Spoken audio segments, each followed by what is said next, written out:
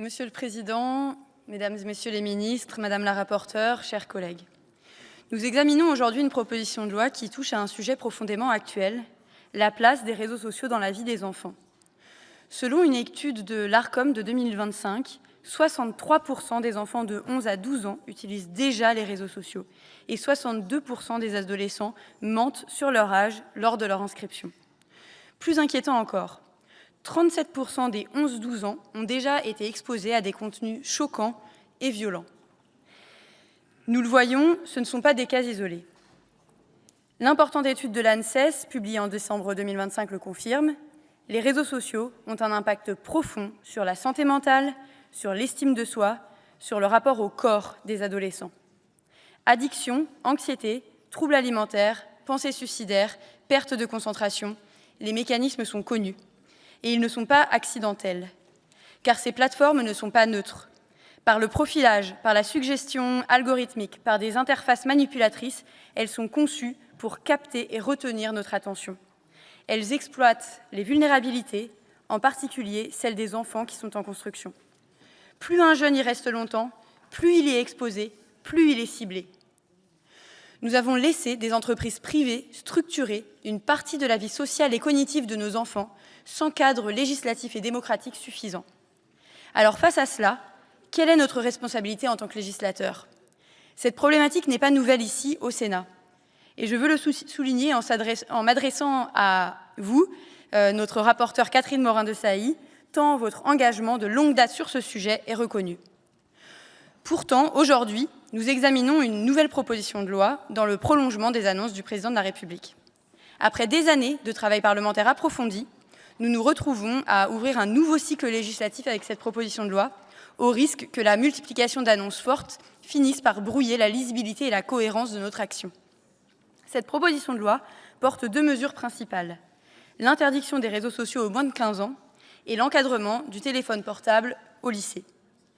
Deux mesures qui, au sein de notre groupe, ont suscité le débat.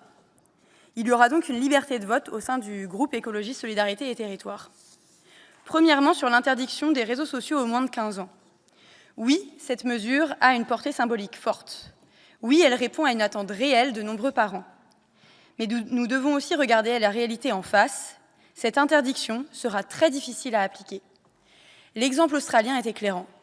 Malgré une interdiction pour les moins de 16 ans, les contournements sont importants et la question de la captation massive de données personnelles reste un vrai enjeu pour les libertés individuelles.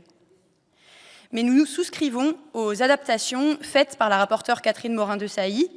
Le texte, néanmoins, ne donne aucun moyen concret d'agir sur les plateformes. Autrement dit, une interdiction sans levier opérationnel. C'est pourquoi majoritairement nous nous abstiendrons sur cette mesure. Non pas parce que nous minimisons les dangers, mais parce que nous refusons une réponse qui relève davantage de l'affichage que d'une solution durable. Car le risque est là, donner l'illusion que le problème est réglé par l'interdiction alors qu'il ne l'est pas. Notre priorité est ailleurs. Elle tient en 3 axes: éducation, formation, régulation. Car comment demander à un enfant de résister à des mécanismes conçus pour être addictifs alors même que la plupart des adultes peinent déjà à le faire? Nous ne croyons pas à l'interdiction sans éducation et prévention. Mais surtout, nous devons porter haut et fort la régulation des plateformes. C'est le cœur du sujet. L'urgence est d'encadrer les algorithmes, limiter la pression commerciale et responsabiliser les acteurs. Pour cela, c'est à l'échelon européen d'abord qu'il faut agir. J'en viens au second point, le téléphone portable au lycée. L'objectif est partagé, diminuer la place du téléphone au lycée. Mais nous considérons qu'une interdiction uniforme serait difficile à appliquer et potentiellement contre-productive.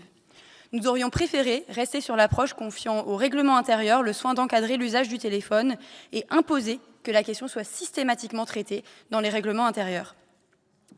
Chers collègues, il est urgent d'agir, mais nous ne pouvons pas nous satisfaire de mesures avant tout symboliques. C'est précisément la limite que nous identifions. Protéger les jeunes, ce n'est pas céder à la seule facilité de l'interdiction. C'est porter, à l'échelon européen, une ambition forte de mise en œuvre d'abord du DSA, le règlement européen sur les services numériques, et aller plus loin, plus vite en Europe dans la priorisation de la protection des enfants et adolescents face à des plateformes toxiques et prédatrices. Chacun a pu le mesurer sur le terrain, auprès des familles comme des jeunes, combien les réalités sont multiples. C'est toute notre responsabilité. Construire des réponses à la hauteur de cette complexité. Créer de véritables espaces de respiration. Investir dans la jeunesse, dans le sport dès le plus jeune âge, dans l'accès à la culture, dans des lieux de sociabilité où se construisent des liens, des identités, des projets ancrés dans le réel. Merci, chers collègues.